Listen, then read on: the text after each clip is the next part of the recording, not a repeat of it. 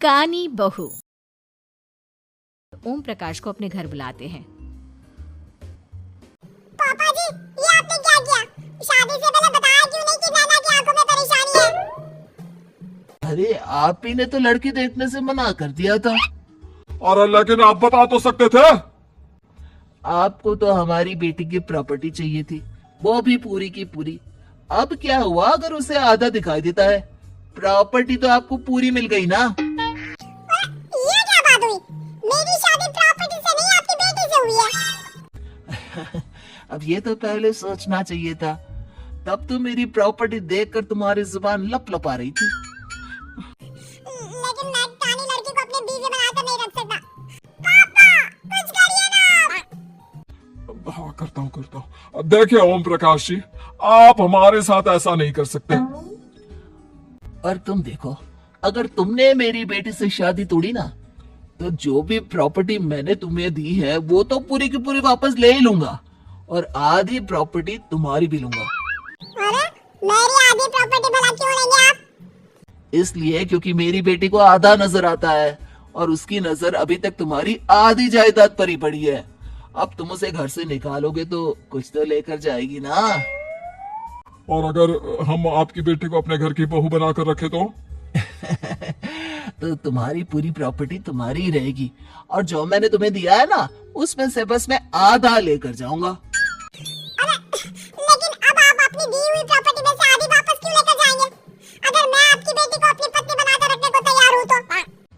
इसलिए ताकि भविष्य में अगर तुम मेरी बेटी को धोखा दो तो उसके पास कुछ तो रहे जो पति का हो। वैसे मेरे पास तो बहुत कुछ है, लेकिन अपने पति की कोई निशानी तो उसके पास होनी चाहिए ना। अब अगर तुमने मेरी बेटी को कानी कहा तो तुम्हें प्रॉपर्टी भी कानी ही मिलेगी, पूरी नहीं। जमाए राजा। किशोरी लाल और राघव समझ चुके थे कि वो बुरी तरह फंस चुके हैं और अब उनके पास वहां से निकलने का कोई चारा नहीं है। अब समझ में आया ना, लालच बुरी बला होती है। एक तो तुम्हें प्रॉपर्टी मिली, ऊपर से बीवी मिली, उसमें तुम्हें नखरे भी दिखाने हैं। आए बड़ी, चुपचाप बैठो तुम। कुछ दिनों के बाद नैना राघव की कार लेकर बाजार घूमने निकलती है और जब कार लेकर वापस आती है। ये क्या? एक तरफ से मेरी गाड़ी पूरी खराब हो चुकी है। लगता है तुमने मेरी गाड़ी को किसी दूसरी गाड़ी के साथ एक्सीडेंट किया है। अरे कितना बड़ा नुकसान कर दिया तुमने बहू। वो क्या है ना पापा जी, मुझे एक आंख से दिखाई नहीं दे रहा था, सामने से गाड़ी आ रही थी। मुझे तो सिर्फ आधा ही दिखाई दिया और वो गाड़ी मेरी कार से रगड़ती हुई निकल गई। अब मैं क्या करूं बताओ? आप इसे ठीक कराने के पैसे कौन देगा? तुम्हारे पापा? तुमने मुझसे इस तरह से बात की? अभी रुको। नैना राघव की शिकायत ओम प्रकाश को कर देती है। देखो राघव, अब जो मेरी आधी प्रॉपर्टी तुम्हारे पास थी ना, उसमें से आधी और मैं लेकर जाऊंगा, क्योंकि तुमने मेरी बेटी को डांटा। नहीं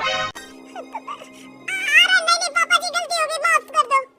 गलती की तो कोई गुंजाइश ही नहीं। अगली बार मेरी बेटी को डांटा तो बची हुई आधी में से आधी और ले जाऊंगा।